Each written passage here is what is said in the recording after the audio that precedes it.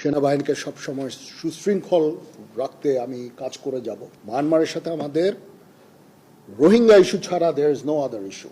আমরা চাই যে তারা এই রোহিঙ্গাদের ফেরত নিয়ে যাক। সেনা প্রধান হিসাবে আমার প্রধান দায়িত্ব হচ্ছে সেনাবাহিনীকে সবসময় যুদ্ধের জন্য প্রস্তুত রাখা, বিভিন্ন ভবিষ্যৎ চ্যালেঞ্জের জন্য প্রস্তুত রাখা। সেই কাজটাই ইনশাআল্লাহ আমি করে যাব। সেনাবাহিনী ইনএড টু সিভিল পাওয়ারে তার দায়িত্ব পালন করে। যদি সরকার আমাদের সেই দায়িত্ব দেয়, ওই দায়িত্ব আমরা নিষ্ঠার সাথে পালন করব। দুর্যোগ মোকাবেলায় যখন সরকার আমাদের নিয়োগ দিবে, ইনশাআল্লাহ আমরা সেই সমস্ত দায়িত্ব ভালোভাবে পালন করব। দেশ গঠনে আমাদের নিয়োগ দিলে সেটাও করব। বিশ্ব শান্তির জন্য আমরা কাজ করে যাচ্ছি। আমরা ইউএন মিশনে আমরা ডিপ্লয় হই, বিভিন্ন ইউএন অপারেশনগুলো আমরা করি।